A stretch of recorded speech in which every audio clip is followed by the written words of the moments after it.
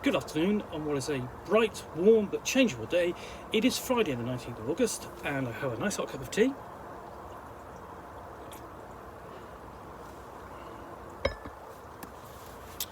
And some parcels to unbox.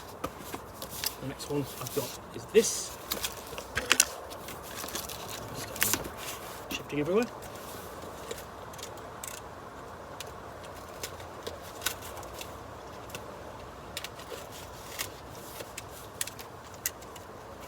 What I have inside is that, which is this. This is a piece of history. I'll just tidy up this box so it doesn't flap all over the place. So this is Star Trek Adventure Gaming in the Frontier.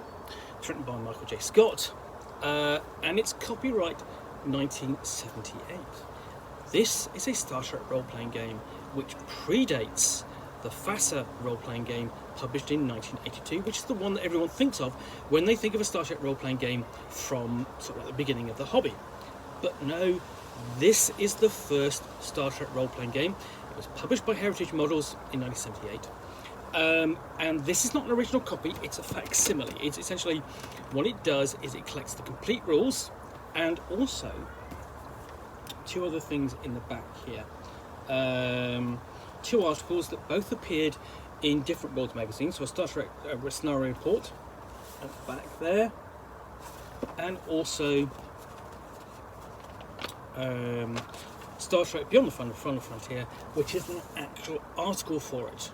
This is the only article which appeared for it, and it's actually really those two articles the only support which appeared for the role-playing game, apart from the miniatures. Now, Heritage Models Inc., of course, was a miniatures production company, and it produced miniatures for various different games, role-playing, primarily war games, but also took advantage of the burgeoning fantasy role-playing hobby with the appearance of Dungeons and Dragons, and it did the same kind of thing with the John Carter of Mars adventure game book, which basically produced a sort of miniatures combat game rules with role-playing in them and a line of miniatures. And it did the same with Star Trek Adventure Gaming in the Final Frontier.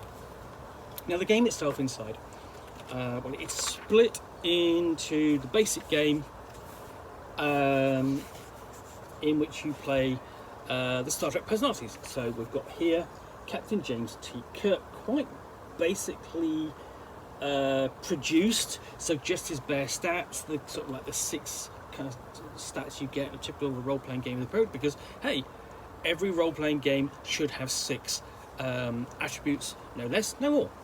And then, you know, the indication of his branch, command, his equipment, phaser 2 communicator, class 2 hand-to-hand, and +2 to initiation, and +5 to hand-to-hand.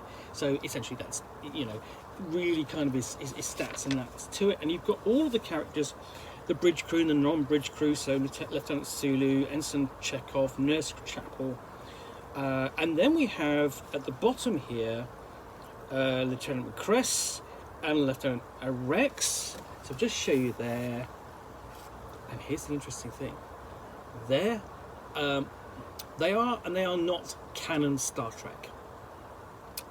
They come from Star Trek the Animated Series, which was made in the early 70s, as opposed to the original Star Trek series, which was made in the 60s, of course. And what that means is that is that alongside the basic Gorn and the Klingon as threats, we have the inclusion of these. We have just Captain of the stolen Gazin police vessel Traitor's Claw, and a Gazin warrior. Now, the Gazin, or Gazinti I should say, are not canon Star Trek creatures, because they come from another source, which is the known world stories of Larry Niven.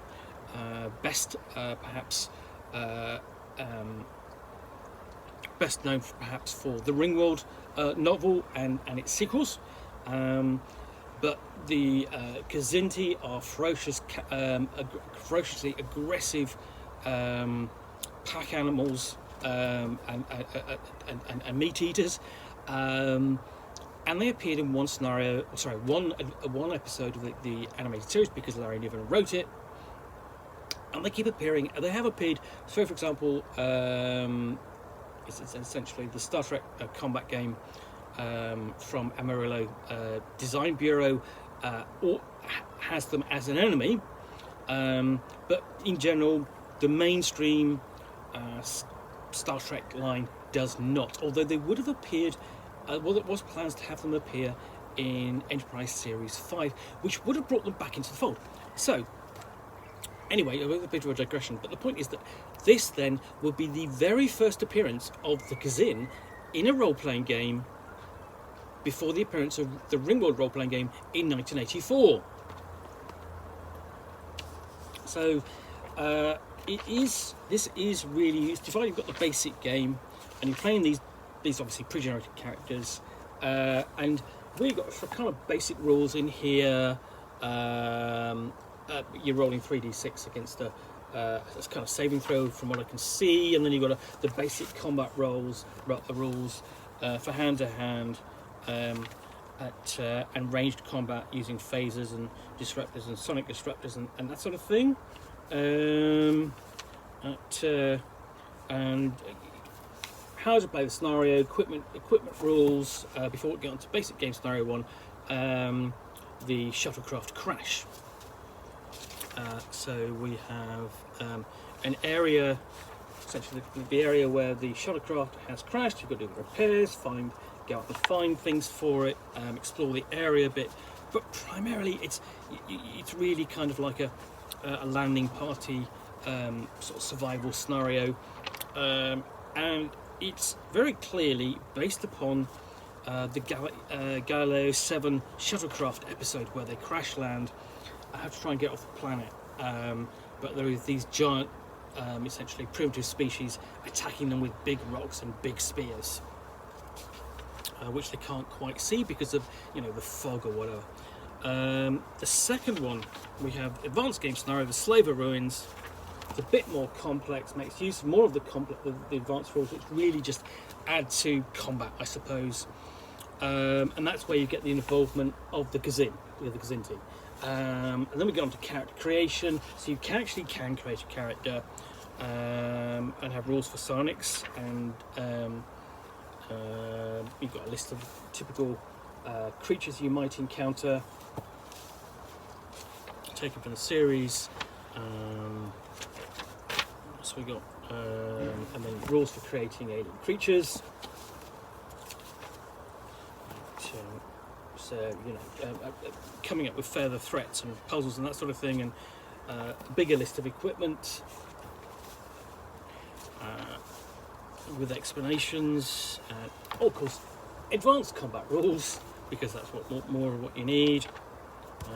Which covers things like there's the extra tables and armor and shielding with tables, creating your own scenarios and notes to the mission master, including sort of like a short bibliography there. What should you be reading? An index, surprisingly an index for a book this size. I wonder whether this has been added afterwards. And you've got there a catalogue there of all the scenario, all the miniatures available. And then we've got the 2 extra articles which have been put together in this facsimile. So the scenario report and the rules. And here these rules are actually do improve the role-playing game quite a lot. Because you've got rules for creating character species, a table of ranks, experience points, shipborne assignments, and that sort of thing. Even a table of a price list, which seems kind of superfluous given that it's Star Trek. Now, what you don't have in here are any rules for starships, what you do on starships, creating starships, running starships, battling starships. What you really kind of want for that probably is Starfleet battles. That would have been the obvious choice at the time. So this is really sort of like a landing mission, miniatures war game with role-playing rules of a kind in there. You know, with the mission master kind of expected to create scenarios of our own, or derive them directly from the TV series, as sort of like they have kind of done with the that landing bay, the Galileo 7 crash landing scenario they included in this book. So yeah, this is, as I say, is a curio, not really a very good role-playing game. It actually uses the rules from the early, I think it's Star Patrol, or earlier role-playing game which appeared sort of like the previous year. I mean, it didn't even create its own rules. It actually went out and sort of like adapted someone else's. So I'm even then I'm wondering, is this the first role-playing game to be based on someone else's rules, as it were, wholesale, rather than sort of like creating content for those rules. So in some ways I think this is still a playable game. I think what you've got, but it doesn't really kind of extend a lot beyond landing missions and combat and a bit of exploration, almost as if you're doing sort of like cross between, you know, dungeon exploration in alien complexes, or you know, exploring a region a la a sandbox. But yeah, you know, I think the latest Star Trek role-playing games obviously delved far more into the lore, also into the lore of the characters, because there's almost no character background for any of the characters in there. In some ways, the position is that, okay, you know, you've picked this role-playing game up, you know these characters, you know how Captain Kirk or Spock is going to respond. These characters are so embedded in the cultural psyche that you know who they are already. Yeah.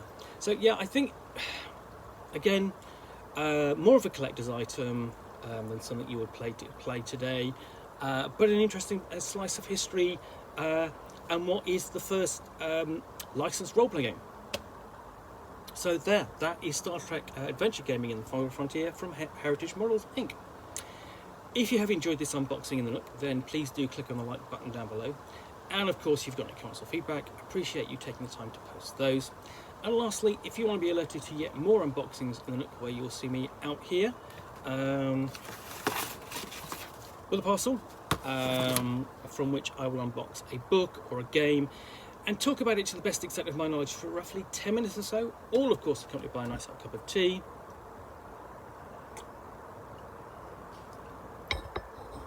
Then please do hit that subscribe button down below. In the meantime, thanks again for watching another unboxing in the Nook.